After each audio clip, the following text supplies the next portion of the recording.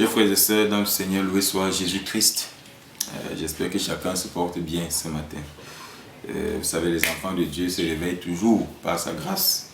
Alors ce matin, nous allons quelquefois parler des anges. Des anges. Il faut noter que dans la Bible, il y a plus de 300 versets qui nous parlent des anges. 300 versets. Je prendrai un seul exemple parce qu'il y en a plusieurs comme ça. On a par exemple lorsque le Seigneur envoie l'ange délivrer Pierre de la prison. Lorsque Hérode avait à planifier le tuer. Alors on voit que la libération de Pierre ici a lieu par le ministère d'un ange. Alors mes frères, les anges jouent un rôle très très important dans la vie des chrétiens. Et il y en a 9 cœurs des anges.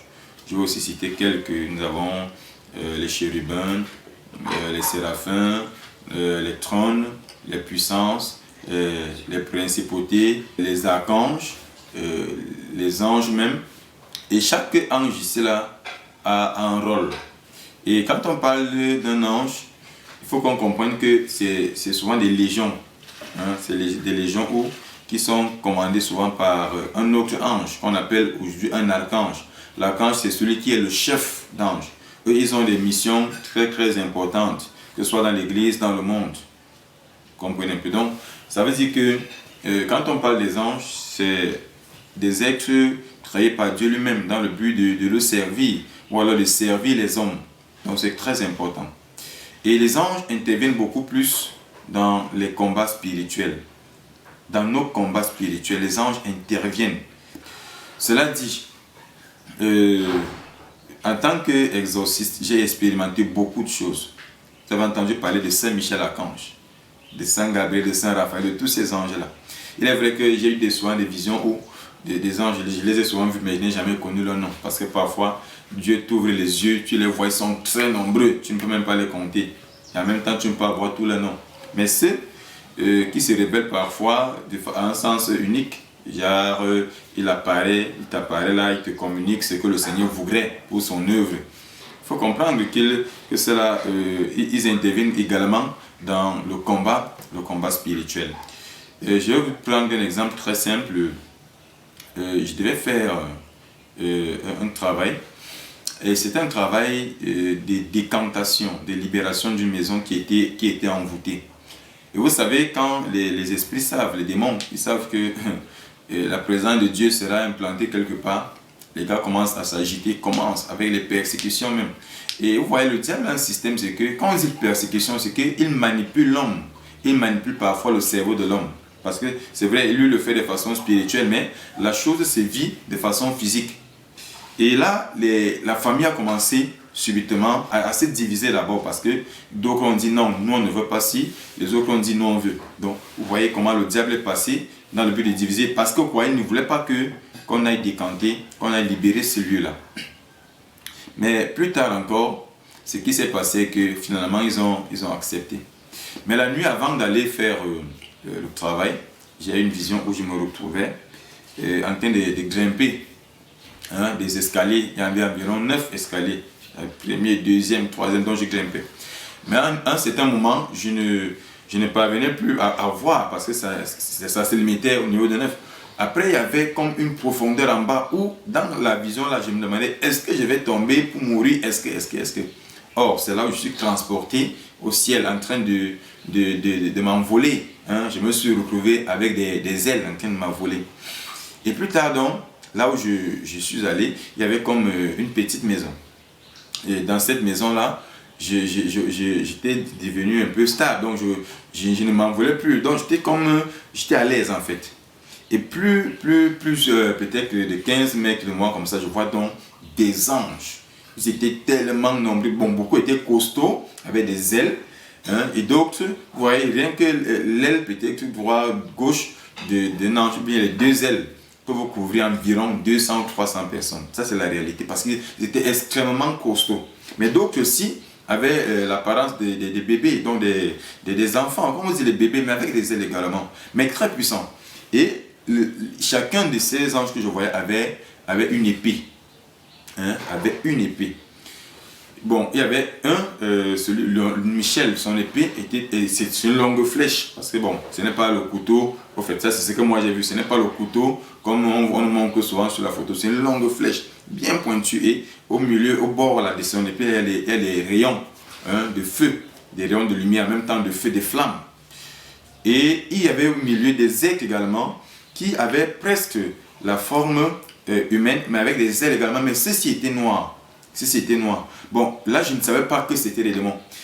Et ceci, maintenant, les anges commençaient donc à combattre ces démons-là.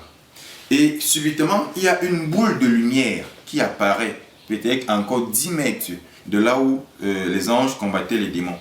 Et c'est la boule de lumière-là qui transmettait des rayons de lumière pour combattre les démons. Donc, ça veut dire que, voilà un ange, et il y a des rayons de lumière qui quittent de cette boule, qui viennent vers l'ange et qui donnent la force à l'ange de combattre.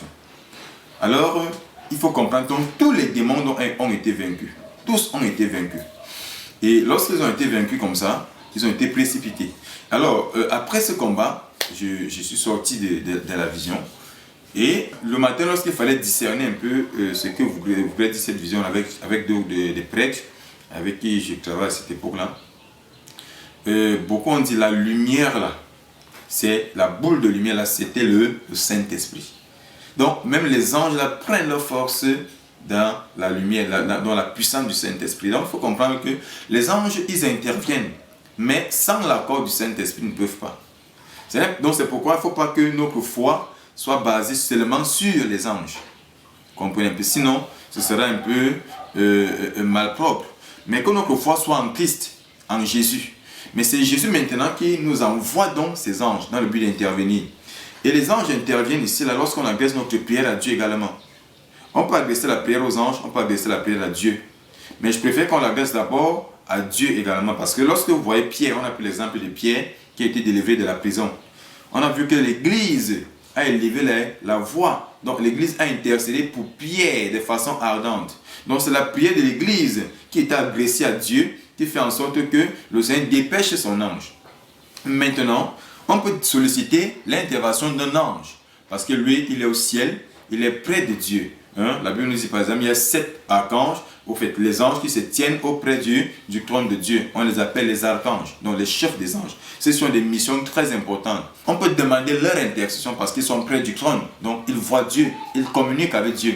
Et par conséquent, en demandant leur intercession, ils peuvent également intercéder pour nous dans le but de nous libérer. Donc, c'est très important. Mais que toute la gloire revienne à Dieu. C'est pourquoi même dans les litanies, vous allez voir quand on dit Seigneur, prends pitié, ou Christ, prends pitié, Seigneur, prends pitié, Jésus-Christ, écoutez-nous, Jésus-Christ, exaucez-nous. Quand on dit Père Céleste qui est Dieu, ayez pitié de nous. Fils de Dieu, Rédempteur du monde, ayez pitié de nous. Esprit Saint qui est Dieu, ayez pitié de nous. Trinité Sainte qui est un seul Dieu, ayez pitié de nous. Mais sauf que lorsqu'on dit Sainte Marie, Mère de Dieu, priez pour nous. Vous voyez? Donc son rôle c'est d'intercéder pour nous. Quand on dit Saint Michel Archange, on ne dit pas ayez pitié de nous. Saint Michel Archange, priez pour nous. Quand on dit Saint Gabriel Archange, priez pour nous. Donc, tous les saints là. Donc la réponse est prier pour nous. Donc on demande leur intercession.